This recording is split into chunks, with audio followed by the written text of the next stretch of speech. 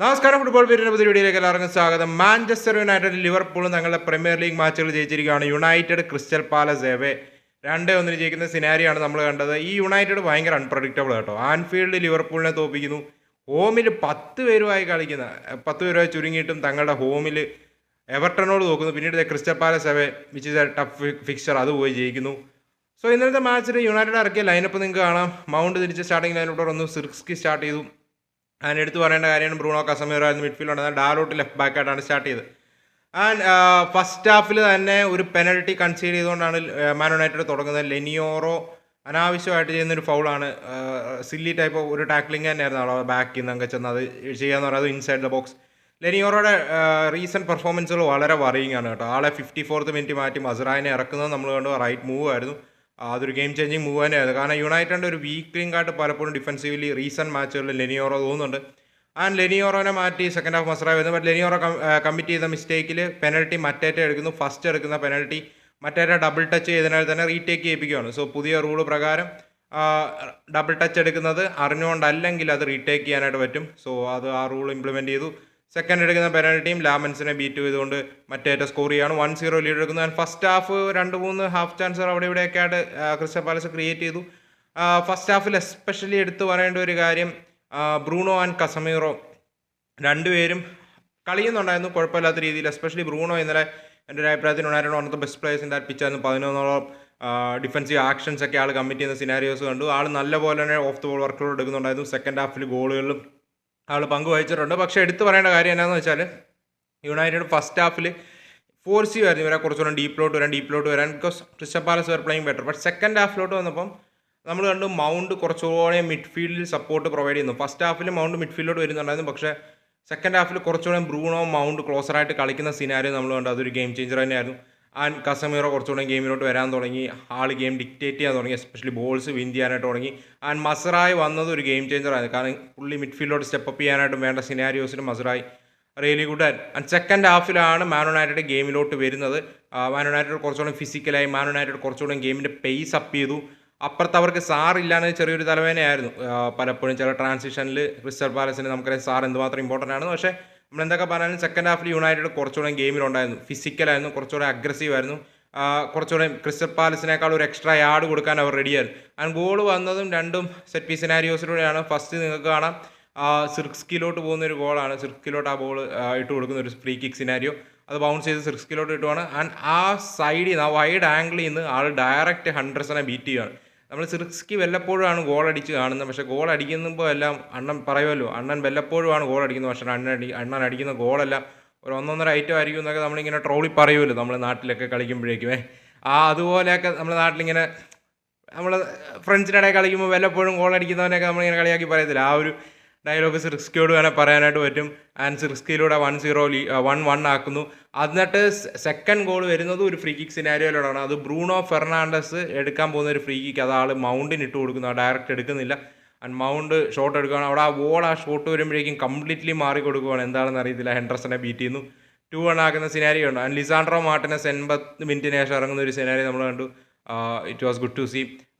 So Man United ഇന്നലത്തെ match second half will be really satisfying ആയിട്ടുള്ള ഒരു performance ആയിരിക്കും if you are a Man United fan.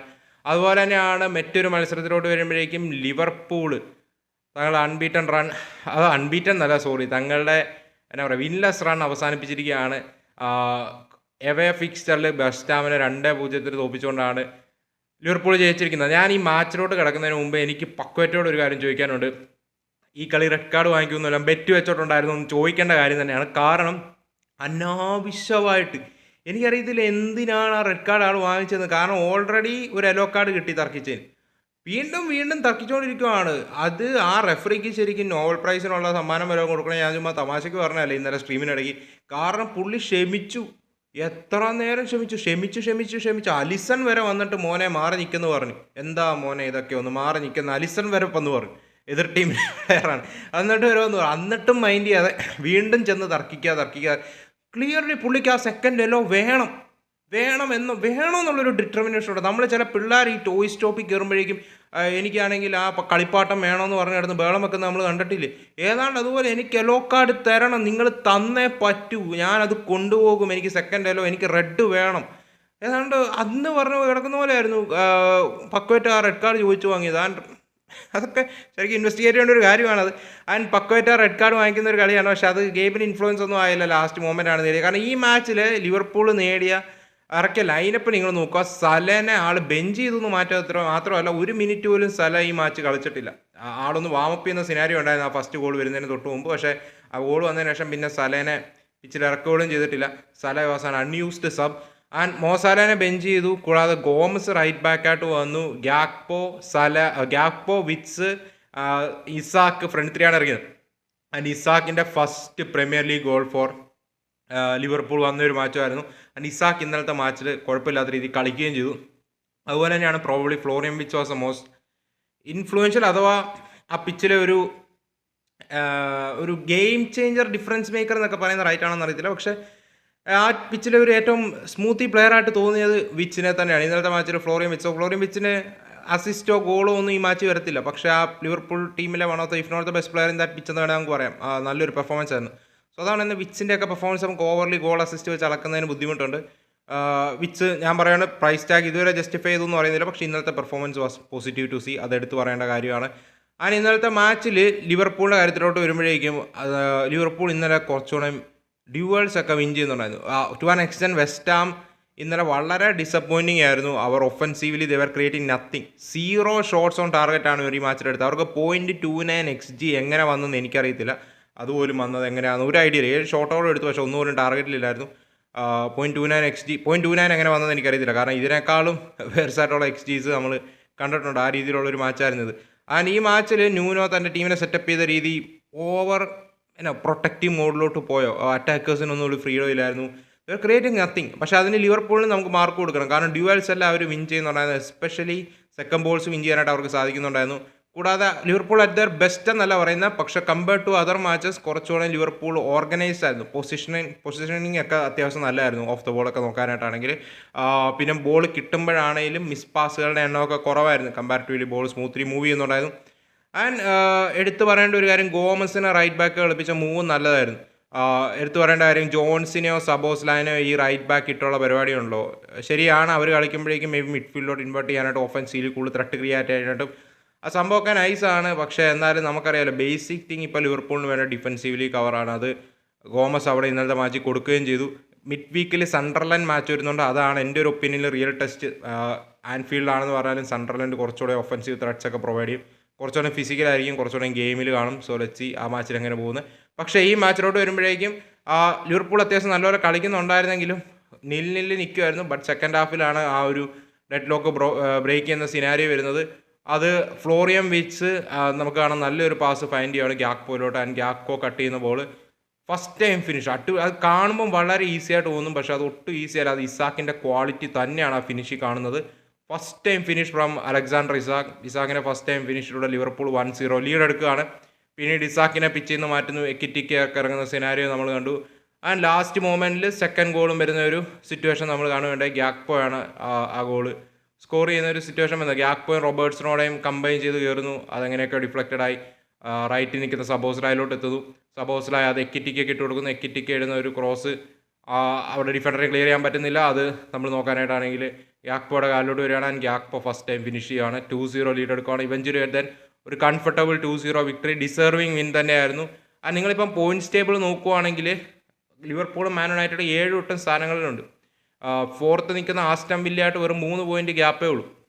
Okay, fifth നിൽക്കുന്ന team ബ്രൈറ്റനുമായിട്ട് 1 point ഗ്യാപ്പേ ഉള്ളൂ. So anything is possible. Even first നിൽക്കുന്ന ആർസണലുമായിട്ട് 9 point ഗ്യാപ്പാണുള്ളത്. Title raise നമ്മൾ technically പറയാനായിട്ടാണ് 9 points gap still ഒപ്റ്റൈനബിൾ ആണ്. പക്ഷേ ഈ യുണൈറ്റഡ് ആണെങ്കിലും ലിവർപൂൾ ആണെങ്കിലും കുറച്ച് ഇൻകൺസിസ്റ്റൻ്റ് ആണ് ഈ സീസൺ സോ ഫാർ. സോ അതുകൊണ്ട് ടൈറ്റിൽ റേസിലുണ്ട് എന്നിപ്പം പറയുന്നത് ബുദ്ധിമുട്ടുള്ള കാര്യമാണ്. ബട്ട് ടോപ്പ് 4 റേസിൽ എന്തായാലും ഈ 2 ടീമും ഉണ്ടെന്ന് തന്നെയാണ് തോന്നുന്നത്. അവിടെ നമ്മൾ മറ്റ് പ്രീമിയർ ലീഗ് മാച്ചസ് നോക്കാനായിട്ടാണ് ആസ്റ്റൺ വില്ല ഇന്നലെ വൂൾസിനെ 1-0 തോപ്പിക്കുന്ന ഒരു സിനാരി നമ്മൾ കണ്ടു. അതുപോലെ തന്നെ ബ്രൈറ്റൺ നോട്ടിംഗ്ഹാം ഫോറസ്റ്റ് എവേ എന്നിട്ട് 2-0 ജയിക്കുന്ന ഒരു സിറ്റുവേഷൻ നമ്മൾ കണ്ടു. സോ ഇൻട്രസ്റ്റിംഗ് ആയിരുന്നു ഇന്നലത്തെ പ്രീമിയർ ലീഗ് മാച്ചുകളും മറ്റുമൊക്കെ. അതുപോലെ തന്നെ സിരിയയിൽ ഇന്നലെ ഒരു അടിപൊളി മത്സരം ഉണ്ടായിരുന്നു. നാപ്പോളി വേഴ്സസ് റോമ 1 vs 2 പോലത്തെ ഒരു ഫിക്സറായിരുന്നു. ഫസ്റ്റ് ടേബിൾ ടോപ്പേഴ്സ് തമ്മിലുള്ള ഒരു ഫിക്സർ എന്ന് പറയാം. ഇപ്പോൾ ഇൻ്ററും I think it's between Inter Napoli Roma and AC മിലാനും ഉണ്ട്. ഈ 4 ടീമുകൾക്കിടയിലാണ്. സോ അവർക്കെല്ലാം ഓൾമോസ്റ്റ് സിമിലർ പോയിന്റ്സ് നിൽക്കുന്ന ടീമുകളാണ് ഇതെല്ലാം. അവർക്കിടയിലുള്ളൊരു മത്സരം. നെറസ് നേടിയ ഗോളിൽ 1-0 ഒരു വിക്ടറി നാപ്പിളി നേടുവരുന്നത്. നാപ്പിളി വേറെ ബെറ്റർ സൈഡ് ഒരു മാച്ചിൽ ചാൻസുകൾ ക്രിയേറ്റ് ചെയ്തതെല്ലാം നാപ്പിളിയാണ്.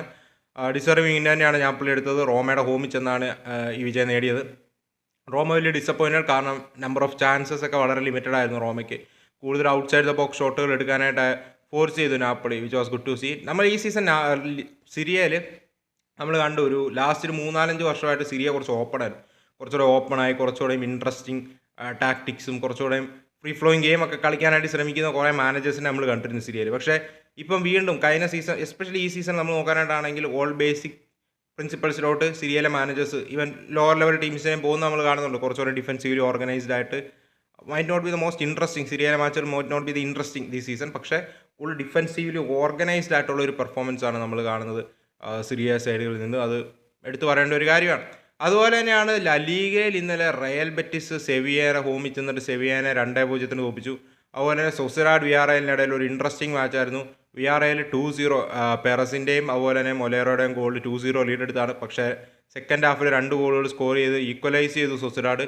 പിന്നെ 90+5th മിനിറ്റിലാണ് മൊലേറോയുടെ രണ്ടാമത്തെ ഗോൾ വരികയും വിയാറയിൽ 3-2 വിക്ടറി നേടുകയും ചെയ്യുന്ന ഒരു സിനാരി നമ്മൾ കണ്ട്.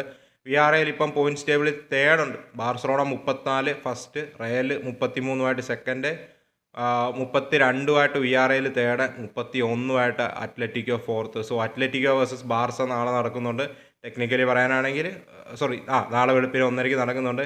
കൂടാതെ നാളെ രാത്രി 11:30 റയൽ മാഡ്രിഡ് ബിൽബാവോ മാച്ച് നടക്കുന്നുണ്ട്. സോ ലെറ്റ്സ് സീ എങ്ങനെ പോകുമെന്ന് ഈ ഫിക്സറുകളും മറ്റുമൊക്കെ.